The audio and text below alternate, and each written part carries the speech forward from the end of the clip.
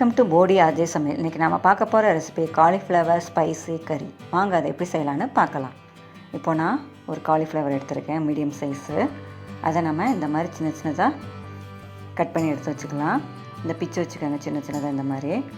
அதில் நம்ம கொதிக்கிற தண்ணியை ஊற்றிக்கலாங்க. நல்லா கொதிக்கணும் தண்ணி.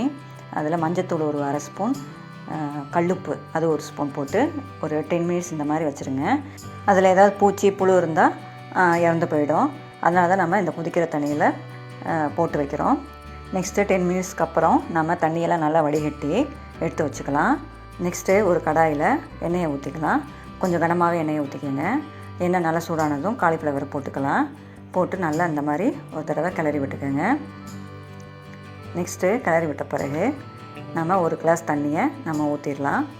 ஊற்றிட்டு நல்லா நம்ம கொதிக்க விட்டுடலாம்.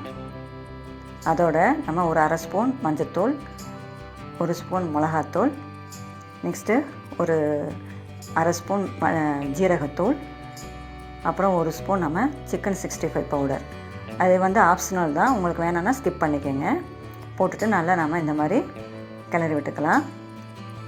தேவையான உப்பை போட்டுட்டு நம்ம ஒரு 5 மினிட்ஸ் நம்ம மூடி வச்சிடலாம். இப்போ 5 மினிட்ஸ் ஆகிடுச்சு பாருங்கள். தண்ணியெல்லாம் கொஞ்சம் நல்லா வற்றி அந்த எண்ணெயெல்லாம் நம்மளுக்கு நல்லா சுருண்டு வந்துருச்சு. காலிஃப்ளவர் இந்த டைமில் பாதி வந்துருச்சு. இப்போது ஒரு 5-6 பூண்டை நம்ம 1-2 தட்டி கூட சேர்த்துக்கலாம். பூண்டோட வாசனை உங்களுக்கு நல்லா இருக்குங்க. டேஸ்ட்டு சூப்பராக இருக்கும் உங்களுக்கு காலிஃப்ளவர் டேஸ்ட்டு. இதோட ஒரு அரை ஸ்பூன் நீங்கள் கரம் மசாலாவையும் சேர்த்துக்கோங்க. சேர்த்துட்டு நல்லா கிளறி விடுங்க.